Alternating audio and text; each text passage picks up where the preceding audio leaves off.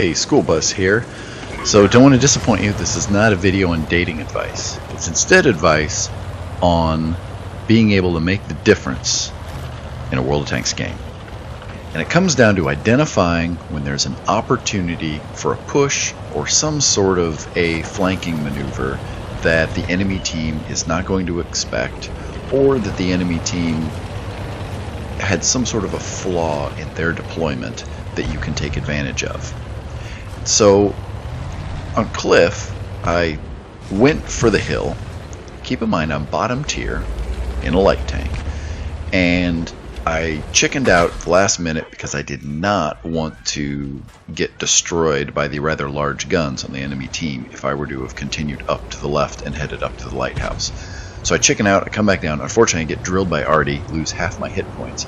But it's at this moment right here that I realize our 12T is going east, and there looks to be an over-deployment of the enemy team in the west. If you count all the tanks out there right now, I think it only leaves 4 tanks unaccounted for. And so I see him making that move, and I follow him. And this is the type of move that when you're in a platoon, you could plan something like this. You and your buddy could say, hey, let's go shoot down the one line and flank the enemy team and do something crazy. That works in a platoon. But when you're not in a platoon, instead you need to look at the other players and the other team, and if you see them doing something that you think might be a rather smart move, follow them on it. You can't always predict what they're going to do exactly, but sometimes you can anticipate it. And honestly, this is where XVM can come in handy. If you see it's a good player making an aggressive move, you'll be more likely to follow them. Now at this point, I had basically given up. I thought I was dead. I've now been hit by artillery twice. They've taken away almost all my hit points, and there's a Cromwell coming in to finish me off. But the Cromwell, well, he has a bit of an unfortunate circumstance, or series of events. First, he got tracked out there in the open, then he came in on me and missed, and now he's dead. Now we've got this Bulldog here. He's distracted, so I track him in place and continue to shoot at him, and then he also blows up. Notice that my team has pushed through the middle and have cut off any chances of the enemy team being able to come over here. So it was a rather perfect setup of being able to take advantage of a flank, moving in, and possibly turning the tide for what could have otherwise been a questionable battle.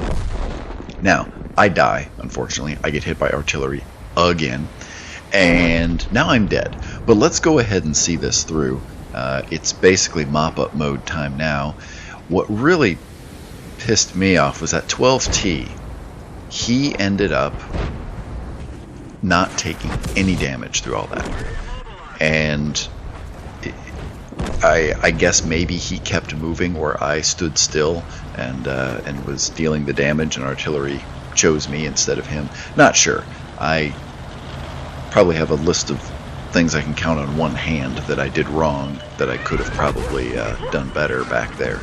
But now we kill the last of those artillery bastards, and this game is over. So, moral of the story is, if you see somebody making a good move, follow them, and you might be able to turn the tide on an otherwise questionable game. So, this has been a quick one, but thanks for watching. If you enjoyed this video, hit that like button. If you enjoy the channel, hit subscribe, and make sure to hit that little alerts bell next to it, and then you'll get notified when new videos come out. If I'm doing a live stream, it'll just keep you better connected with the channel. So thank you for watching, and have a great day.